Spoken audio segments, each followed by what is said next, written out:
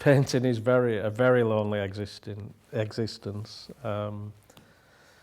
You know, it's you're working on your own day in, day out, really, and it's difficult. It's very difficult. Sometimes I get really down. You know, it's you know, you have ups and downs as an artist, and I think every artist will tell you the same, that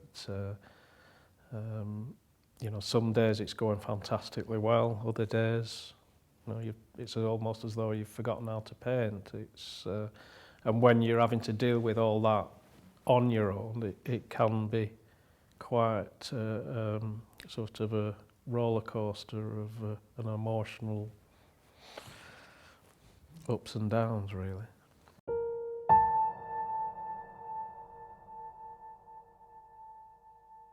I think Francis Bacon once said that I don't want people to know or understand my work. When they look at my work, I just want them to feel something. And for me, that's what a good painting is about.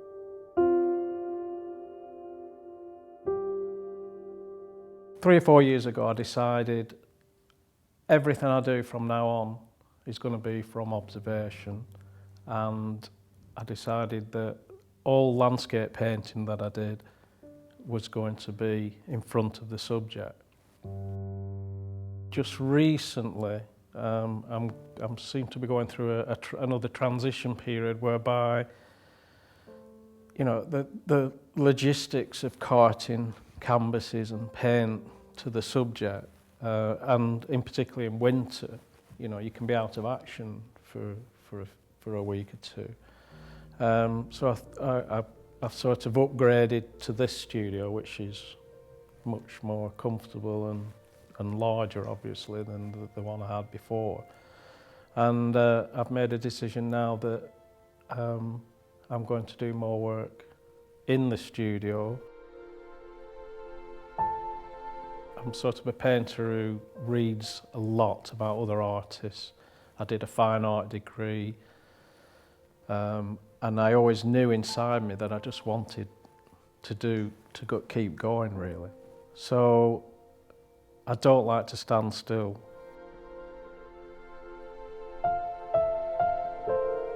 When you work outside, it's an emotional reaction to a subject, and I paint very quickly. There's a lot of movement, you know, all the sensations are coming into play, and when you're outdoors, you know, you sort of pretty much start and finish, and you're capturing a moment, and it's over within an hour and a half, 2 hours maximum.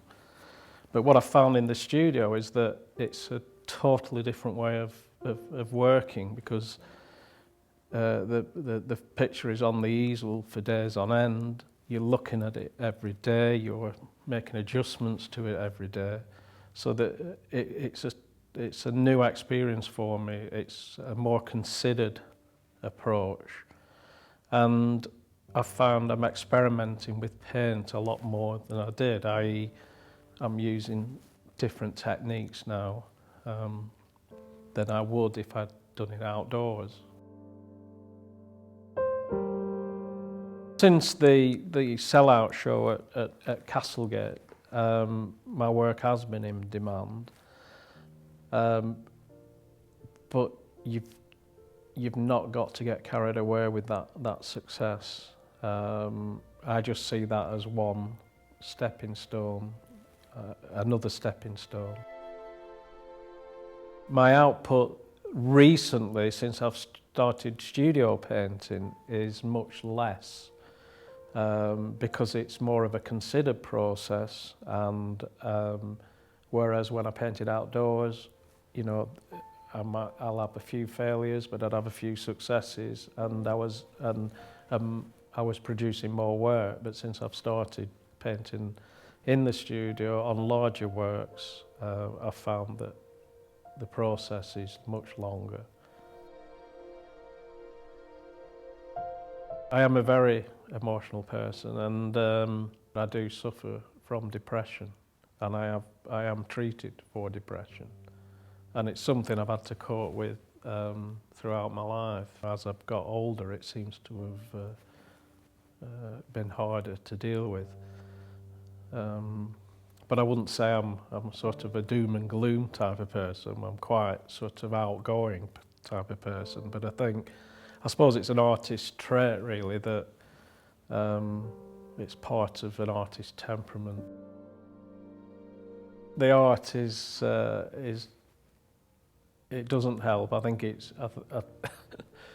you know, in fact, I'm certain that it's made it worse over the years. But it's something I will deal with, and I do deal with. And I can't give up painting. It's sort of in the blood. I can't, you know, it's just there. It's always been there, even from a child. Even though I've gone off and done other things, it always keeps coming back.